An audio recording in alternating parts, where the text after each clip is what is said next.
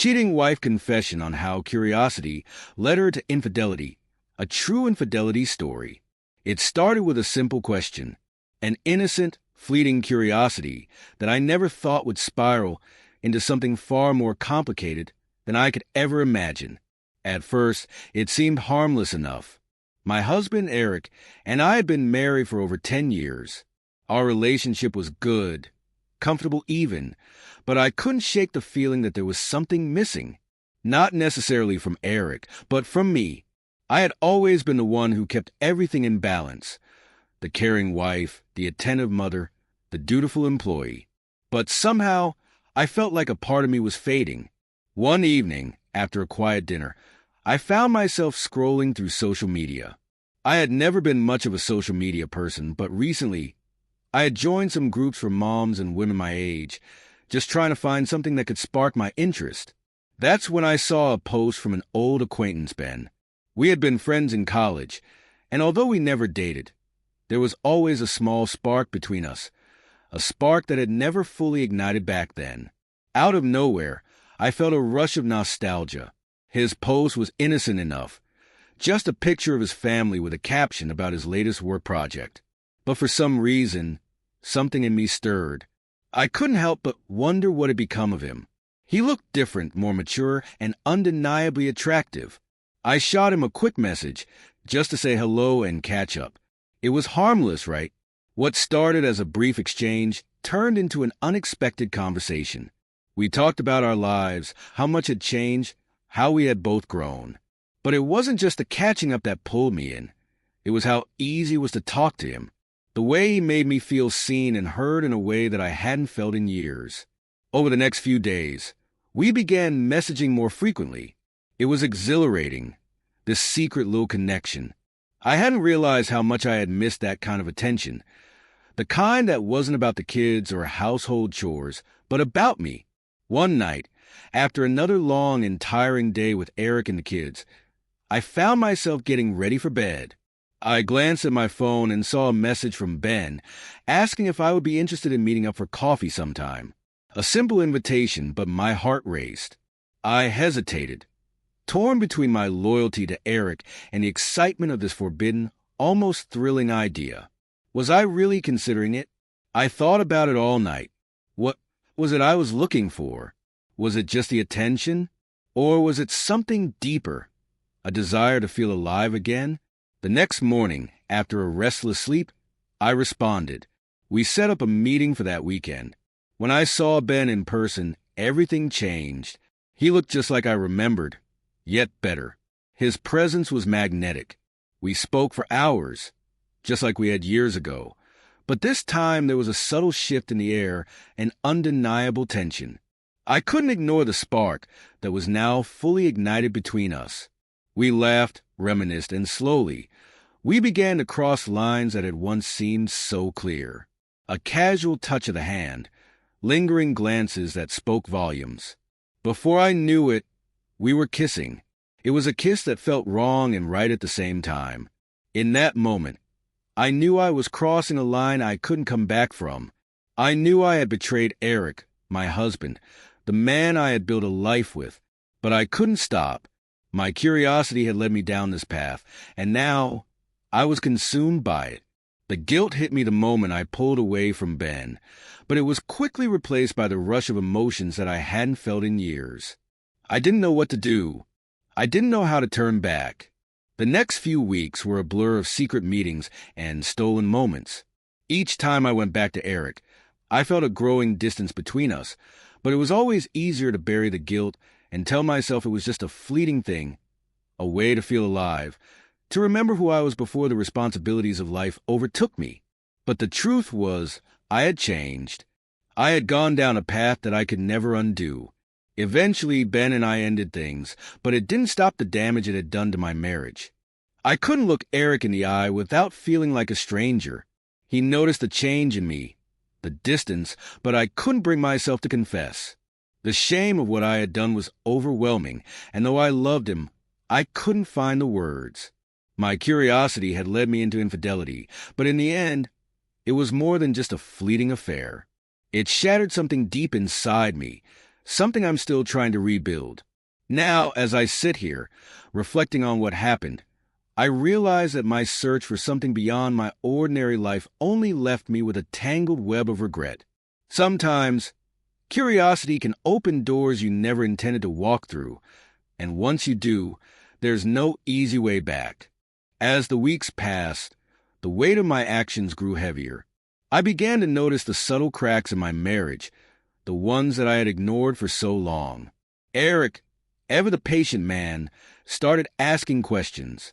He wanted to know why I seemed so distant, why I was always lost in thought. It wasn't that he suspected anything. He had no idea about what I had done, but there was a change in me that was hard to ignore. The guilt in my eyes was becoming more apparent, and no matter how much I tried to hide it, it was there.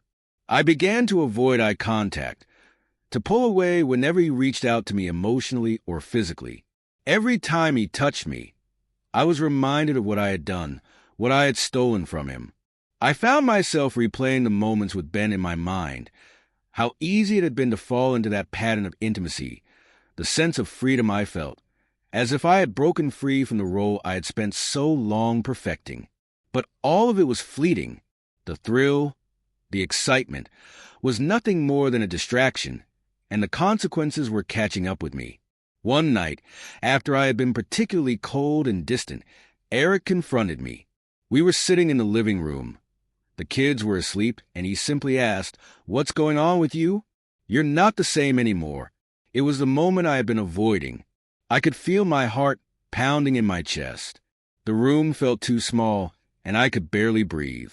I wanted to tell him everything, to confess the truth, but I couldn't. The shame was suffocating. I couldn't bring myself to break him the way I had been broken. "I'm just tired," I said, my voice shaky. "I've just been thinking a lot, you know?" He didn't look convinced, but he didn't press further. Instead, he gave me the space I so desperately wanted, even though it was clear that we were both suffering from this unspoken distance. And the more space I created, the harder it became to bridge the gap. My lie was now part of my daily routine, woven into my interactions with him and everyone around me. Days turned into weeks, and though I tried to bury my feelings, I couldn't escape the truth. It was like an unbearable weight on my chest that wouldn't let me breathe. I began to lose track of the days, the conversations, the small moments of connection that once defined my relationship with Eric. I was living two lives, one with him, where I pretended everything was normal, and one in my own mind, where I was trapped in the guilt of what I had done. Then, one afternoon, it all came crashing down. Eric came home early from work, and I was standing in front of the mirror, my mind racing as I tried to piece together what to say to him. My phone buzzed. A message from Ben.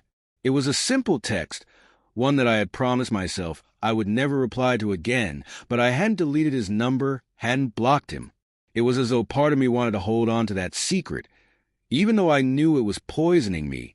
Eric walked into the room just as my phone lit up. For a split second, I froze. I didn't know what to do, how to hide it, how to erase the proof. And then, in that moment, I knew I couldn't keep going. I couldn't live with this anymore. I turned to him, the weight of everything in my eyes, and I saw the fear in his. It was clear that something was wrong, and it was as if he had already started to piece it together. "I need to tell you something," I whispered, barely able to hold back the tears. "I don't know how to say this, but I've made a terrible mistake." The room was still. Eric didn't speak. He just stared at me, waiting for the truth to spill from my lips. And when I finally told him, when I confessed everything, the relief was so overwhelming that it almost knocked the breath out of me. I had been holding on to this secret for so long, and letting it go felt like I was releasing a piece of myself that had been shattered. I saw the hurt in Eric's eyes, and for the first time, I understood the true meaning of betrayal. He didn't yell or demand answers. He just asked, "Why?" The answer was simple and painful. Curiosity. I was curious about something I thought was missing, but instead of looking within myself, I reached for something I shouldn't have. And I hurt you in the process. Eric didn't respond immediately. For what felt like an eternity, we sat in silence. And then he stood up, walked to the door, and left. He didn't slam it, but I could feel the finality of his departure. It wasn't an angry exit, but one filled with the weight of a decision that neither of us could undo. The days that followed were a blur. Eric moved out temporarily. We barely spoke, except for the occasional exchange about the kids. I tried to piece together the fragments of what was left of my marriage, but I knew deep down that the trust we had built was gone, perhaps forever.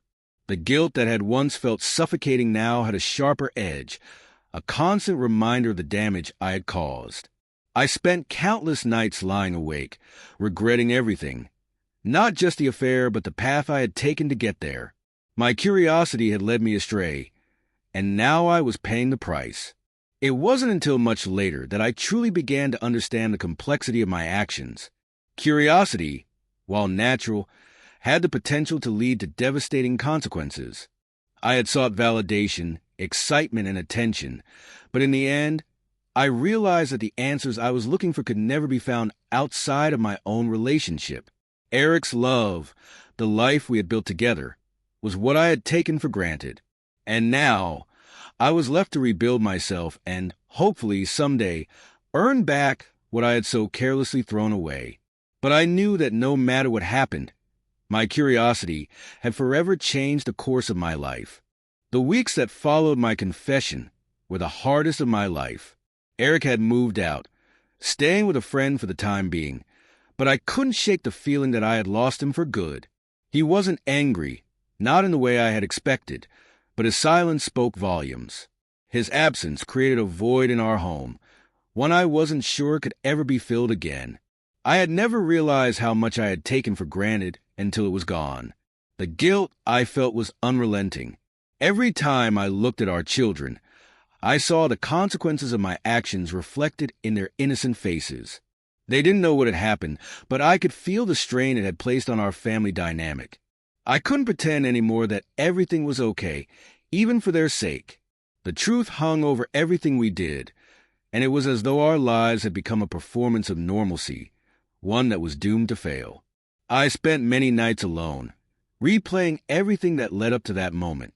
The conversations with Ben, the way he had made me feel seen and desired again, the brief escape I had felt from the weight of motherhood and marriage.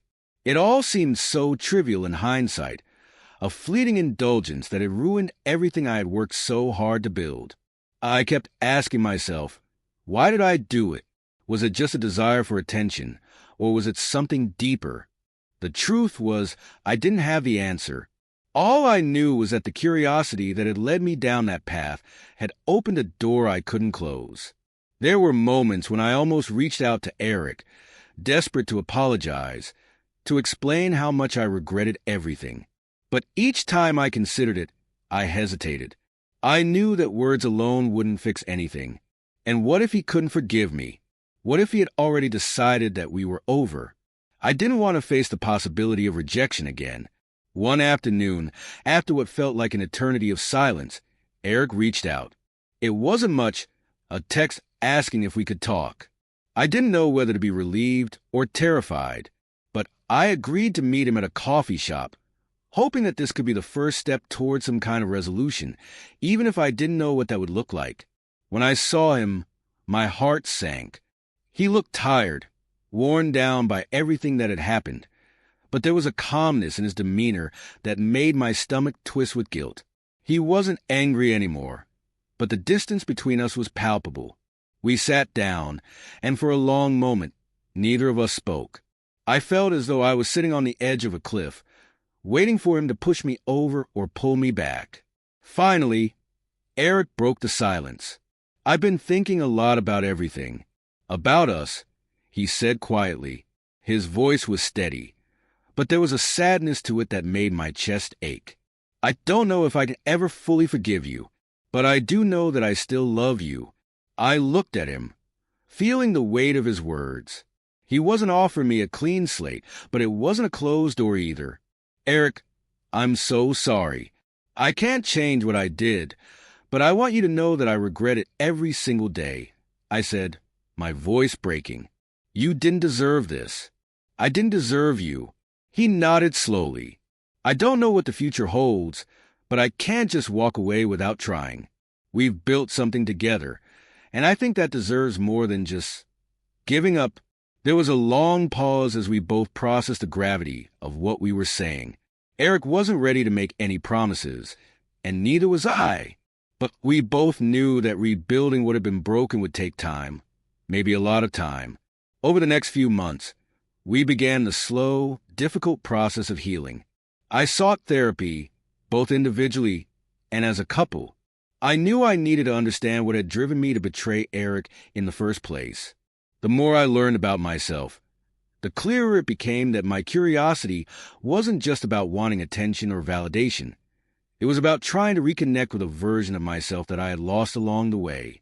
In my marriage, I had become so focused on being everything for everyone that I had forgotten who I was. Eric, too, went through his own journey of processing what had happened. He wasn't sure if he could ever fully trust me again, and I didn't expect him to. But he was willing to try, willing to see if we could rebuild from the ashes of our shattered trust. It wasn't easy. There were moments of doubt, of anger, of tears.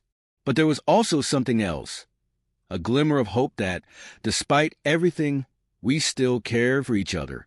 We started small. I would leave notes for him, reminders of the love we once shared.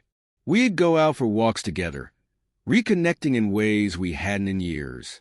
And slowly, as time passed, we began to rediscover what had brought us together in the first place.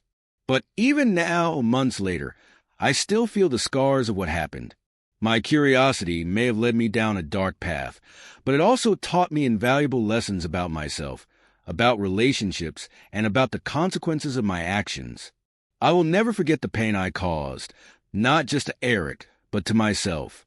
And though I may never fully earn back his trust, I hope that, in time, we can find a new kind of strength, one built on honesty, healing, and the difficult work of redemption. Curiosity may have led me to infidelity, but it is through reflection, self-awareness, and patience that I hope to rebuild what I almost lost. It's a long road ahead, but I'm willing to walk it one step at a time. As the months continued to pass, life began to return to some semblance of normalcy, though it was a new normal, one built on the foundation of hard truths and difficult conversations. Eric and I had made progress, but the wounds from my infidelity were still raw, and sometimes they would resurface when I least expected it. There were nights when we would lie in bed, my hand resting on his, and I would catch a glimpse of a sadness in his eyes that I couldn't erase. Sometimes it was in the way he would pull away slightly when I reached for him, or how he would hesitate before making small decisions, as if weighing every move, wondering if I might betray him again. It was a reminder that trust, once broken, doesn't heal overnight. Even though he had said he loved me, I knew that love wasn't enough to mend the pieces that had shattered. He was still guarding his heart, unsure of whether it could ever be fully safe with me again. I didn't blame him. I understood that the journey to rebuilding our relationship wouldn't be linear. There would be setbacks, moments when old fears and insecurities would bubble to the surface. But I also knew that what we had, what we could still have, was worth fighting for. I had made a mistake, a huge one, but I wasn't the same person who had made it. And I needed to prove that every single day. Eric and I began talking about the future, though it was still tentative. We weren't rushing to make any grand decisions, but we were learning to communicate in ways we hadn't before. We talked about our dreams, our fears, and the things we wanted to work on, both individually and together. It wasn't just about fixing our marriage. It was about finding the pieces of ourselves that we had lost in the midst of it all. I started focusing on myself in ways I hadn't done in years. I returned to things I loved before marriage and motherhood had consumed me. Reading, writing, hiking. I spent time alone, not because I wanted to escape my family, but because I needed to reconnect with the woman I had been before all of this happened. I learned that self-worth didn't come from external validation, but from within. I had been seeking something outside of myself, something that could fill the void I felt. But I realized the only thing that could truly heal me was understanding my own worth and the value of my relationships with Eric, with my children, and with myself. In therapy, I worked through the deeper issues that had led me to infidelity. It wasn't just about a moment of curiosity gone wrong. It was about the disconnection I had felt in my marriage, the exhaustion of constantly playing a role that didn't align with who I was. I had been running from the parts of myself I didn't know how to face, and I had let that lead me to an affair. But therapy helped me see that healing would only come if I could accept all parts of myself, the messy, imperfect parts, and be honest about them with Eric. For Eric, the journey was just as complicated. He had his own struggles with trust and forgiveness. Though he said he still loved me, there were times when he questioned whether he could ever fully trust me again. Sometimes, the old doubts would resurface, especially when things felt too quiet or when I was late coming home from work or a meeting. Those moments were painful for both of us because it was a reminder that we weren't quite where we wanted to be yet. But I never stopped showing him that I was committed to proving I could be trusted again, no matter how long it took. We learned to have the hard conversations. It wasn't easy to discuss my betrayal, but slowly, we started finding ways to talk about it without letting it define us. We shared our feelings, even when they were painful or uncomfortable. And while we didn't have all the answers, we began to understand that healing didn't mean forgetting what had happened. It meant learning to live with it in a way that no longer controlled us. There were moments when I doubted whether we could ever fully recover. When I saw Eric's guarded expression or heard the hesitation in his voice, I questioned if I had irreparably damaged something beautiful. But then there were moments of connection, when we laughed together, when he reached for my hand, when we were able to talk openly without fear. In those moments, I knew that while things might never be the same, there was still hope for us. Our marriage wasn't going to be perfect. It couldn't be. But I began to see that perfection had never been the goal. We weren't striving for a flawless relationship, but for one built on understanding, growth, and resilience. We had both made mistakes.